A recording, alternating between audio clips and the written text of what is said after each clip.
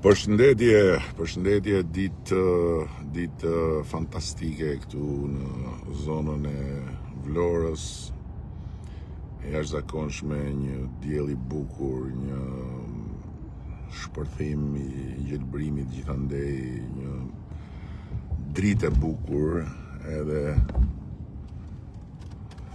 zakonisht nuk kam nevojë për syze edhe brenda në makinë, po vërtet është një dritë shumë e bukur, por e fortë. Ndërkohë që desha të rindërhy për t'ju dhënë përsëri një mesazh të gjithë shqiptarëve që janë regjistruar për zgjedhjet e 11 majit dhe që janë në Greqi dhe që ende nuk i kanë dorëzuar zarfat. Ju lutem, zarfat dorëzoheni tek pikat përkatëse të postës së DHL-s, mos prisni, dorëzoheni, mos i lini për momentin e fundit, ka akoma edhe pak kohë, janë 48 orë, kështu që bëjeni këtë mund të fundit, këtë mund shumë të vogël krahasim me gjithë mundimet e tjera që keni bërë për të ardhur deri këtu në këtë kohë, sepse 11 maj është një takim me historinë, por njëkohësisht 11 maj pikërisht pse është një takim me historinë, është edhe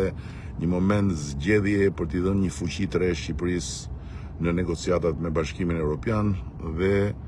për ta antarësuar Shqipërinë në Bashkimin Evropian, duke bërë që secili dhe secila prej jush atje në Greqi, por edhe në Itali, në Gjermani, kudo qoftë që nuk është akoma qytetar me të drejtat barabarta, sepse nuk e ka pasaportën përkatëse të vendit përkatës, por me pasaportën shqiptare mbetet një i huaj, të marrë pasaportën e Shqipërisë Europiane dhe të ketë identitetin europian, jo vetëm me zakon, se atë na e ka dhënë Zoti dhe s'na heq dot kush, se jemi një ndër popujt më të vjetër të këtij kontinenti dhe banojmë në zemër të tij, por edhe me ligj, me certifikat, me pasaport. Një barazi e plot